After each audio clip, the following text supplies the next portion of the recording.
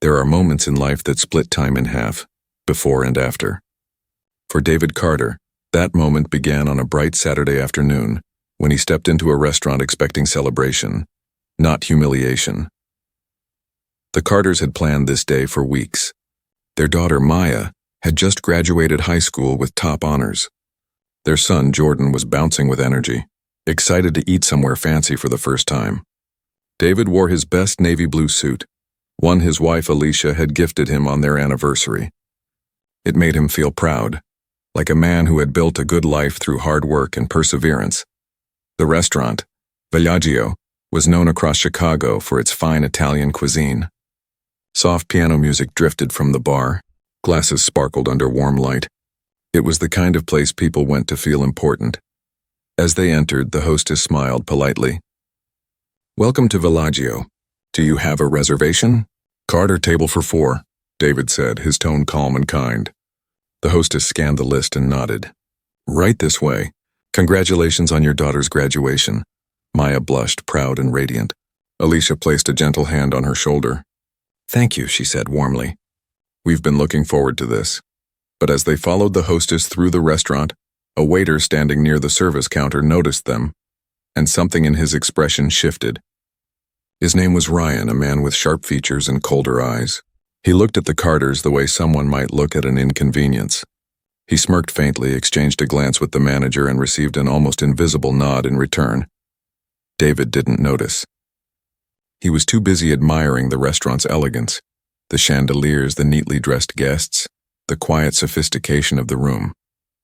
It was everything he wanted for his family. He wanted his kids to see that they belonged anywhere. When they reached their table, Ryan approached, his smile forced and shallow. "Evening. I'll be your server tonight," he said without warmth. He didn't offer his name. He didn't even look at Alicia or the children. "Could we have some menus, please?" David asked politely. Ryan blinked as though the request were unexpected. "Oh, right." He disappeared for a few seconds, returned, and dropped the menus on the table without a word. Alicia frowned but said nothing. David opened the menu and smiled. "What do you think, sweetheart?" he asked Maya. "Everything looks amazing," she said, eyes lighting up. "This place feels special," Ryan interrupted, speaking in a tone that carried across nearby tables. "Today's specials are, well, they're listed right here," he said, tapping the menu as if explaining it to children. "The fish is fresh if you can afford it." David's eyebrows lifted slightly, but he kept his composure. "We'll start with the calamari and bruschetta," he said calmly. "And could we also see the wine list?" Ryan hesitated, smirked again, and slid the wine list toward David. "Prices are on the right," he said pointedly. Alicia exchanged a glance with her husband, sensing the tension. David smiled, still polite. "We'll have the 2016 Barolo," he said. Ryan raised his eyebrows. "Sure about that price point?" "The Barolo will be fine. Thank you," David replied evenly. As Ryan walked away, he leaned toward another waiter, whispering something that drew a quiet snicker. At their table, young Jordan tugged on his father's sleeve. "Dad, why is that man being rude?" David gave his son a gentle smile. "Some people have trouble seeing past their own ignorance, Jordan. But that's their problem, not ours." He didn't raise his voice. He didn't complain. But inside, a note of unease began to hum in the back of his mind. Ryan returned moments later, carrying plates they hadn't ordered. "Your appetizers," he said curtly, setting down fried zucchini and stuffed mushrooms. David looked down, confused. "We ordered the calamari and bruschetta." Ryan's fake smile widened. "No, sir. You ordered these." His tone dripped with mock concern, loud enough for nearby diners to hear. "Maybe you misunderstood the menu." Alicia's jaw tightened. Maya sank slightly in her seat. David, however, stayed calm. He picked up the menu and pointed at the exact items. "Calamari fritti and bruschetta classica," he said softly. "These are neither." Ryan's expression hardened. "I'll check with the kitchen," he muttered and snatched the plates back, nearly jostling their glasses. Water splashed onto the tablecloth. Alicia flinched. Ryan didn't apologize. From across the restaurant, the manager, a man named Mark, watched with crossed arms, expression unreadable. He made no move to intervene. Alicia leaned closer. "David, maybe we should go somewhere else." David shook his head gently. "Not yet. he said under his breath. Let's see how far this goes. As Ryan disappeared into the kitchen, David slipped his phone from his pocket and typed a short message. Record all tables within Section C. He wasn't just a customer. He was the owner of Northlight Dining Group, the company that had quietly purchased Villaggio just a week before. But Ryan didn't know that, and David wanted to see how this staff treated their guests when they thought no one important was watching. When Ryan returned, his grin was wider but colder. He leaned forward to serve the appetizers and accidentally brushed breadcrumbs onto David's suit jacket. "Oh, so sorry," he said, his apology loud and theatrical, earning glances from surrounding tables. David brushed off the crumbs calmly. "No problem," he said, voice even, gaze unwavering. Ryan stepped back, unnerved by the composure in David's eyes. He didn't realize that every word, every gesture, every cruel smirk was being recorded in high definition. The Carters tried to enjoy their meal, but Ryan's presence hovered like a shadow. The appetizers were cold. The entrees took an hour. And the few times Ryan stopped by, he spoke with exaggerated slowness, as if performing for an invisible audience. By the time the main course arrived, Maya's graduation dinner had turned into a lesson in dignity. And then, Ryan made his final mistake. He lifted a pitcher of ice water, pretending to refill their glasses. He took one step forward, smirked, and poured it directly over David's shoulder. The sound of splashing water silenced the entire restaurant. Ryan gasped theatrically. "Oops," he said, his voice dripping with mock innocence. "Some people just don't understand proper etiquette in a place like this." Gasps rippled through the room. Alicia froze. Maya's eyes filled with tears. Jordan's small hand gripped the edge of the table. David rose slowly, water streaming from his jacket. His face was calm, almost too calm. Every eye in the restaurant was on him, and that's when everything began to change. Ryan stood frozen. His smirk began to fade as the weight of silence pressed down on the room. Every diner's gaze was locked on the scene unfolding. The sound of dripping water filled the air, steady and cold like the ticking of a clock before judgment. David didn't shout. He didn't scold. He simply reached into his soaked jacket pocket, retrieved a small card and placed it on the table. Then with quiet precision, he looked directly at Ryan. "My name is David Carter," he said, his voice low but clear enough for the entire restaurant to hear. "I'm the founder and CEO of Northlight Dining Group, the company that owns this restaurant and 42 others across the country." Ryan blinked. "You're joking," he stammered, glancing nervously toward the manager. David didn't flinch. "You're fired," he said calmly. Effective immediately, gasps spread through the restaurant. The manager, Mark, finally stepped forward, his expression tight with panic. "Mr. Carter, sir, I can explain. This is all a misunderstanding." David turned toward him, eyes sharp but steady. "The misunderstanding," he said, "is thinking I wouldn't notice how my guests are treated." Mark swallowed hard, sweat collecting at his hairline. "He didn't mean any harm. Ryan can be—" "I've been watching you watch him," David interrupted. His tone wasn't loud, but it carried the kind of authority that didn't need to be. "You saw every insult, every delay, every deliberate act of disrespect. And you did nothing." Mark's mouth opened, then closed again. No words came out. Alicia placed a hand on Maya's shoulder. "Kids," she said softly, "let's step outside for a minute." David nodded. "Go on." "I'll be right behind you." As they left, the restaurant's atmosphere shifted again, from shock to fear. The servers whispered among themselves. A few looked guilty, others relieved. Some seemed genuinely horrified at what had unfolded. David adjusted his cufflinks, the gesture composed, deliberate. Then he pulled out his phone and spoke into it quietly. "Activate Protocol Honor at Villaggio, Chicago. Full documentation. Send legal and HR within the hour." He ended the call and met Mark's eyes. "You'll want to start preparing your report," he said. "And while you're at it, ask yourself how many families walked out of this restaurant feeling the way mine did tonight." Mark's voice trembled. "Please, Mr. Carter, I swear this isn't how we usually operate." "Then you should have stopped it the moment it started," David said, turning away. Outside, Alicia was helping Maya wipe her tears. Jordan stood by quietly, confused and angry all at once. David knelt beside him. "You okay, buddy?" Jordan looked up. "Dad, why did he hate us?" David sighed. Because some people mistake kindness for weakness, he said. But kindness doesn't mean silence. It means knowing when to stand tall. That night, as they drove home, the family barely spoke. The city lights blurred past their windows, reflections shimmering on the glass. Alicia finally broke the silence. What happens now? David's eyes stayed on the road. Now, he said, we make sure this never happens again. Not to anyone. The next morning, the story of the racist waiter fired by the owner spread across social media like wildfire. Videos recorded by other diners flooded online. Millions watched as David calmly fired the man who'd humiliated his family. But what the world didn't know yet was that this wasn't the end. It was only the spark that lit something much larger. At the Northlight headquarters the following week, David sat surrounded by his executive team. On the screen in front of them were security recordings from Bellagio. Every smirk, every slur, every moment of cruelty captured in crystal clarity. Beside him sat his assistant Claire, flipping through a folder. There were at least 3 prior complaints filed against both Ryan and manager Mark, she said. All buried before reaching corporate, David exhaled slowly. And HR didn't follow up? They were dismissed as misunderstandings, Claire said. Standard pattern. David leaned back in his chair, his expression unreadable. Not anymore. Pull every record for the last year. Every location.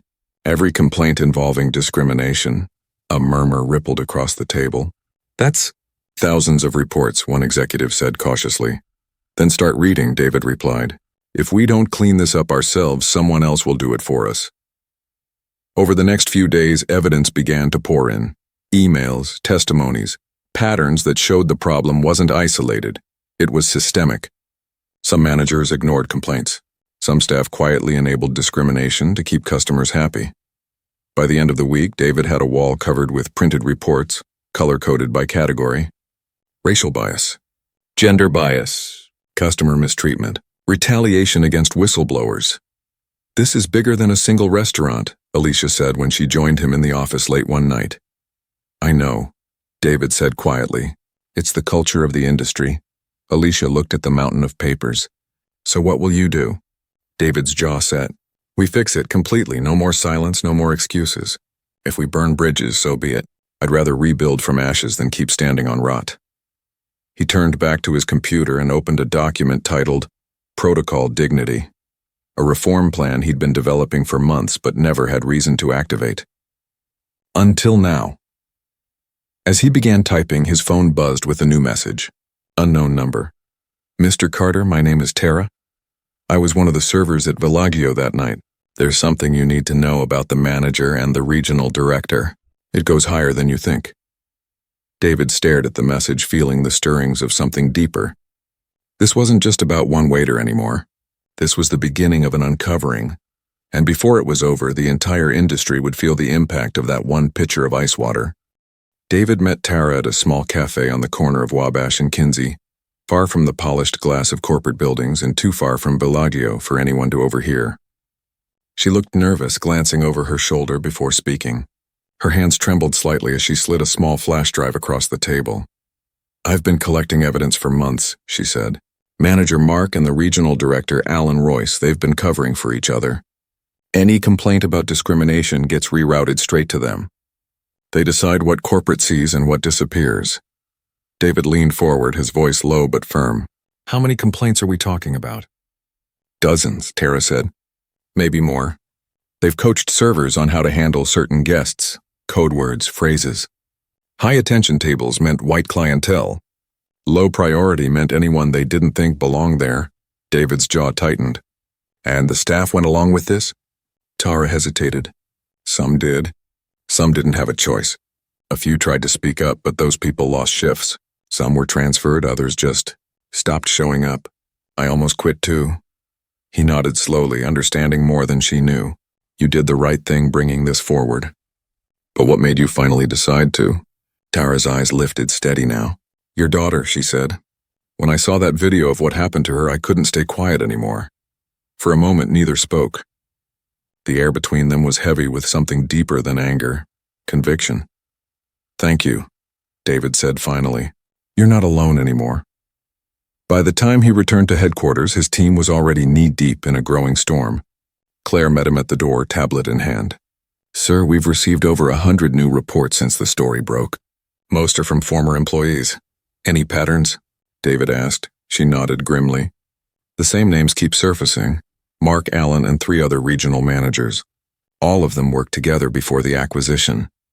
David stepped into the conference room where screens lined the walls, each one displaying different threads of investigation. Emails, testimonies, internal reports. He took a breath and addressed the team. I want full transparency. If our own house is dirty, we clean it first, no hiding. No spin. One of the executives spoke nervously. David, this could cause massive backlash. Investors might panic, customers could pull out. Then we'll rebuild with integrity, David interrupted. If it costs us everything, it's still worth doing right. That night, as the city lights flickered outside his window, David stayed in the office long after everyone else had left. The evidence Tara had provided lay spread out before him.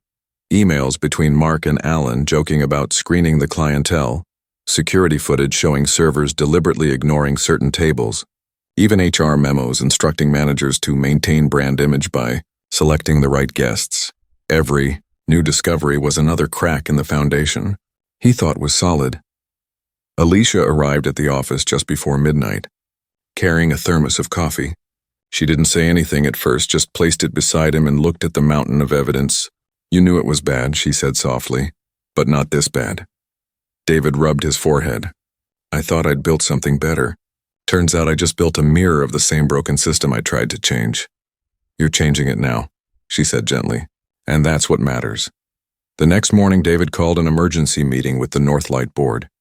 The room was filled with tension, suits and silence. He stood at the front of the long oak table. You've all seen the reports. You know the truth now. This company isn't just fighting bad optics, we're fighting a disease. A board member shifted uncomfortably. David, we could issue statements, maybe suspend a few employees, launch diversity training. David's gaze was ice. No press bandages. We go deeper. He tapped the stack of papers in front of him. We're creating a permanent oversight division, independent of management, directly accountable to me. Every complaint, every report will go through them. Another member frowned. That's unprecedented. So was pouring ice water on my family, David said flatly. No one spoke after that. Outside the building, reporters crowded the sidewalk, shouting questions. Inside, employees watched the live stream of David's speech. His voice was measured, unshaken. We will not be defined by what was hidden, but by what we bring into the light. Tara watched from her apartment, tears welling as she saw him say it. For the first time in her career, she felt like the truth mattered. But as the day ended, another storm began to brew. The regional director, Alan Royce, issued a statement to a local news outlet, claiming that David's investigation was an overreaction fueled by optics. He insisted the incident at Villaggio was a misunderstanding and accused David of exploiting his position for personal publicity. When David saw the interview, he didn't look angry. He looked resolute. Let him talk, he told Claire. The louder he gets, the clearer he makes our case. But Alan wasn't the only one talking.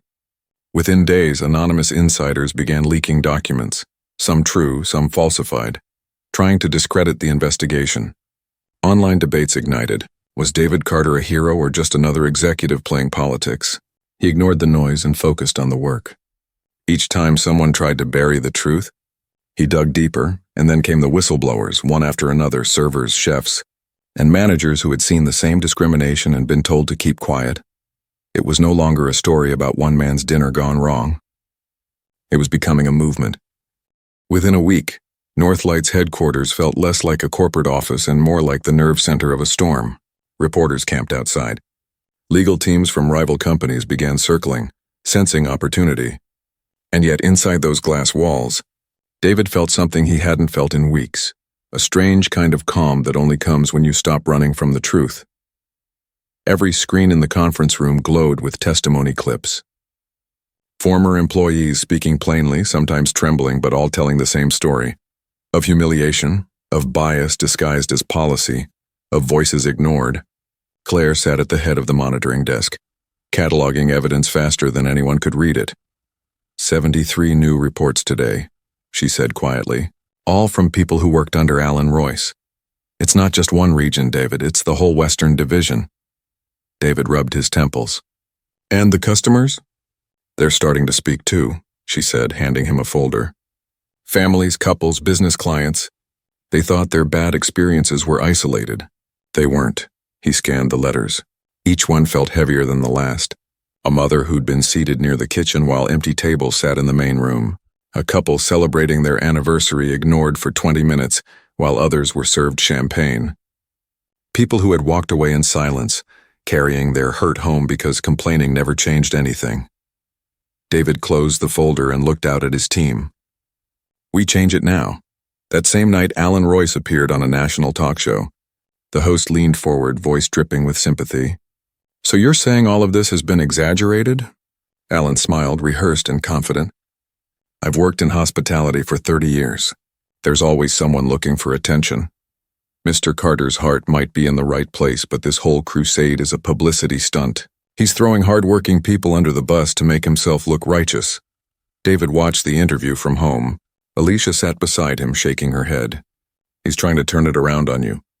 Let him, David said. The more he speaks, the deeper he digs his hole. The next morning, the hole became a crater. A young employee named Evan leaked an internal chat log between Alan and Mark. The messages were brutal. They mocked customers, joked about filtering tables, and referred to staff who questioned their orders as charity hires. Within hours, the screenshots were everywhere. Social media exploded with fury. David called an immediate press conference. He didn't script it. He didn't rehearse. He just walked to the podium, faced the cameras, and told the truth. What you've seen is real, he began. But it's only the beginning. The people who were mocked in those messages were our guests. The people silenced afterward were our employees. That ends now. Effective immediately, the regional management responsible for this behavior has been terminated. An independent ethics board will oversee all investigations moving forward. Reporters shouted questions, but David kept speaking. We're also inviting every employee who has experienced discrimination at any level to share their story directly with me. No filters. No retaliation. We're rebuilding trust one truth at a time. The clip went viral within hours. Some called him fearless. Others called him reckless. But no one called him silent. 2 days later, Tara visited again, this time holding a new folder. You should see this, she said. Inside were pay records and scheduling rosters for multiple restaurants. Proof that minority employees were routinely assigned fewer hours and lower-paying shifts. They said it was about performance, she said bitterly. But the pattern speaks for itself. David nodded slowly. We'll use it. Every single piece. For every document Tara brought, new stories appeared online. A former hostess who'd been told to seat people who look the part. A server who'd been fired after defending a customer. The narrative was no longer under corporate control. It belonged to the people who'd lived it. And then came the lawsuit. Ryan, the former waiter, filed a claim of wrongful termination. He called himself the victim of reverse discrimination and accused Northlight of ruining his reputation. The press picked it up immediately. Some commentators framed it as proof that cancel culture had gone too far. Others called it the last gasp of a man caught in his own prejudice.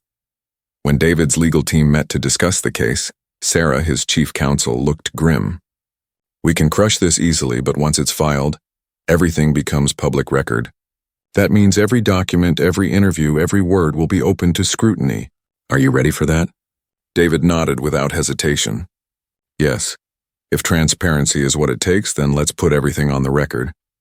The day the first court session opened, protesters gathered outside, some holding signs demanding justice, others defending the waiter. Inside the courtroom, Ryan avoided David's gaze.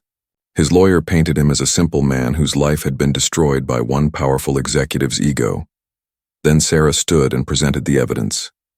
The video of the water incident. The messages Ryan exchanged with coworkers mocking customers. The buried complaints. The courtroom fell silent. When the footage of that night played on the screen, Ryan's smirk vanished. The judge paused the video and looked at him. Do you deny this is you? Ryan said nothing. Outside the courthouse, cameras flashed as David left through a side door. Reporters shouted questions about victory, lawsuits, brand recovery. He gave only one answer. This isn't about winning, he said. It's about ending something that never should have begun. That night he sat on the porch with Alicia.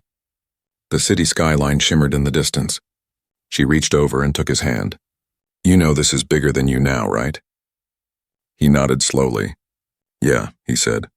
"It's becoming something I can't control, and maybe that's how it should be." Inside his phone, new emails flooded in. Messages from restaurant workers across the country, thanking him, sharing stories, asking how to start their own reforms. The fight was spreading and there was no going back. The Northlight headquarters buzzed with restless energy on the morning of the company forum. Every hallway, every conference room felt alive with nervous anticipation. Hundreds of employees, servers, hosts, managers, and executives filled the auditorium. Many of them had never spoken to corporate leadership directly before. Now they were being invited to speak freely without fear. David stood backstage adjusting his tie. He could hear the murmur of voices building into a hum. Alicia was there beside him, calm as ever. "You ready for this?" she asked. He gave a faint smile. "Ready or not, it's time." When he stepped onto the stage, the room fell silent. He looked out across a sea of faces, some curious, some skeptical, some defiant, but all watching closely. "Thank you for being here," he began. "Many of you have taken risks to come forward. Some of you broke NDAs, others spoke despite fear of losing your jobs. That ends today, effective immediately. Every non-disclosure agreement tied to discrimination or harassment is void. You are free to speak." The room rippled with disbelief, followed by applause that grew stronger by the second. David waited for it to fade before continuing. This company was built on the idea of good service, of treating every guest with respect. Somewhere along the way, we forgot that respect must also exist among ourselves. Today isn't about punishment. It's about rebuilding trust, together. The next 3 hours changed everything. One by one, employees stepped up to the microphone. A hostess described being told to seat certain customers near the restrooms. A bartender admitted she'd been pressured to ignore harassment because the offender was a regular. A cook explained how he was fired after reporting slurs in the kitchen. Their voices were raw, unpolished, but powerful. And then from the second row, Maya stood. David's heart clenched when he saw her walk toward the microphone. He hadn't expected her to speak. She wore a simple white dress, her voice steady but full of emotion. "My name is Maya Carter," she said, facing the audience. "You all saw what happened to my family. But what hurt most wasn't the water that got poured on us. It was knowing that my dad had to stay calm while being humiliated in front of his children. He didn't shout, he didn't fight back, but he also didn't let it slide. He showed us that dignity is the strongest response to cruelty." The room was completely silent. Maya took a breath and continued. "I realized something that night. My dad could stand up for us because he had power. But what about all the people who don't? That's why we need change. Not just for my family, but for every family that's been made to feel small." Her words broke through every layer of pretense. People cried. Others nodded quietly, seeing their own stories reflected in hers. When Maya stepped down, David met her eyes. She gave him a small, proud smile. He returned it with one that said everything a father could feel: love, pride, and the quiet ache of knowing she had grown stronger from pain he wished she'd never experienced. After the forum, David announced sweeping reforms. Every restaurant would undergo anti-bias training, not as a one-time seminar, but as part of regular certification. An independent oversight board would handle all future complaints. Hiring and promotion systems would be restructured to ensure equal opportunity. Some executives resisted quietly, fearing costs and bad press. But their resistance was short-lived. The industry had already shifted. News outlets hailed Northlight's transparency as unprecedented. Customers flooded their restaurants in support. What had begun as scandal had turned into an example. Still, David knew it wasn't about headlines or applause. It was about accountability. And it wasn't over yet. The regional director, Alan Royce, resigned under investigation after new footage surfaced, showing his direct involvement in suppressing complaints. Several managers who had ignored discriminatory behavior were dismissed. In their place, David promoted people who had spoken truthfully, including Tara. When he called her into his office to tell her the news, she looked stunned. "You want me to lead the new inclusion and culture division?" "You've already been leading it in practice," he said. "Now you'll do it officially." Tara smiled through tears. "I never thought someone would actually listen," You made sure we couldn't ignore it, David said. That's leadership. Weeks passed. Northlight's restaurants began changing visibly. Staff demographics shifted. Policies tightened. Customers noticed. The phrase dignity certified, a new seal introduced by Tara's department, started appearing on menus and doors. It became a symbol of trust, but not everyone was ready to move on. Ryan's lawsuit was dismissed, yet his bitterness found new platforms. He appeared on fringe talk shows, insisting he'd been destroyed by political correctness. His words drew a small audience, but even those who listened could see the difference between excuses and truth. David ignored him. The company had bigger battles to fight, systemic ones. Months later, David received an invitation from the Illinois legislature. They wanted him to testify in a public hearing on discrimination in restaurants. When he walked into the state capitol, he felt the same tension he'd felt that night in Villaggio, the feeling of being seen, judged, and tested. He placed a thick binder on the table before the committee. Discrimination isn't always loud, he said when sworn in. It's quiet. It's in who gets the best table, who gets ignored, who gets blamed. It's in policies that sound neutral but protect prejudice. He spoke for an hour. Lawmakers listened. Some leaned forward, others scribbled notes, but everyone paid attention. When he finished, the room erupted in applause. Outside, the reporters surrounded him. "Mr. Carter, what happens next?" one asked. David smiled faintly. "Next," he said, "we make sure no one ever has to choose between their dignity and their dinner." That night, as he returned home, the lights in his house glowed softly through the windows. Inside, Alicia was setting the table. Maya and Jordan were laughing in the kitchen. The smell of pasta filled the air. It felt warm. It felt whole again. As they sat together, Jordan looked up at his father. "Dad," he asked, "do you think that waiter ever learned anything?" David paused, considering. "Maybe," he said. "But what matters more is that everyone else did." Alicia reached for his hand. "You've changed things," she said quietly. "For real?" David looked around at his family, the laughter, the peace that had finally returned. "No," he said softly. "We all did." Months passed, and what began as one family's humiliation turned into a national movement. The hospitality industry could no longer hide behind glossy brochures and polite slogans.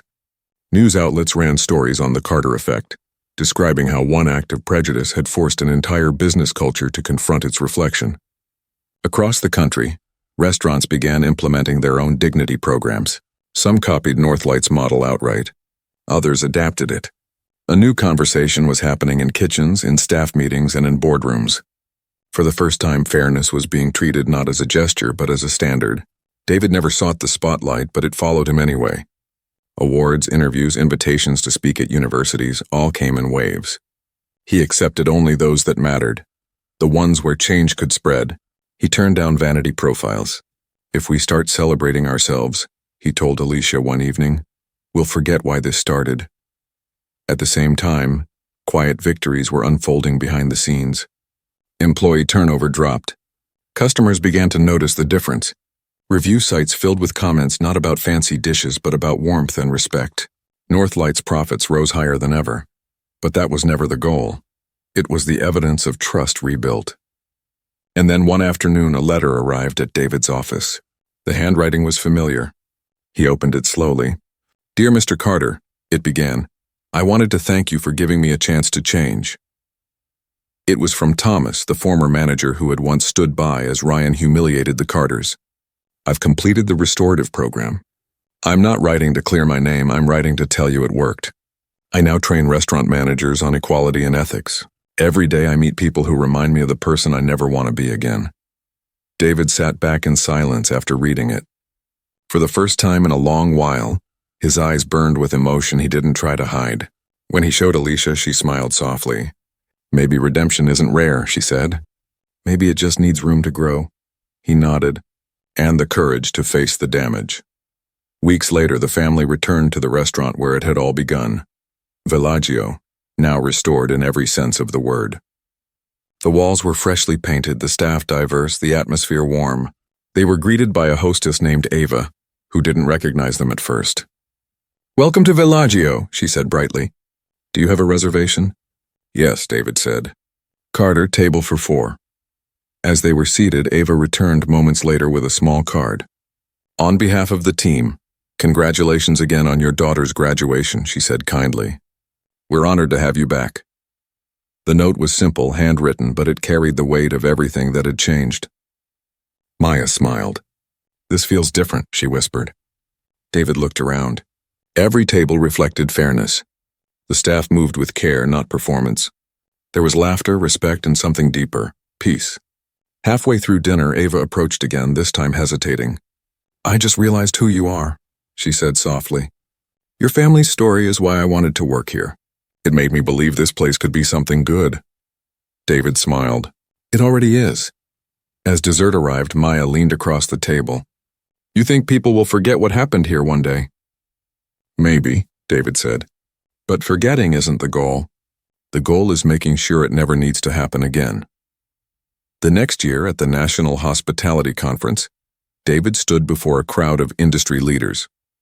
The hall was filled with chefs, servers, investors, and entrepreneurs from across the country. He didn't read from notes. He didn't need to. "Change doesn't begin with grand speeches," he said. "It begins when a person decides that dignity is non-negotiable. That respect isn't something you earn with wealth or status. It's something you give because every human being deserves it. We built systems that rewarded silence. Now we build ones that amplify truth."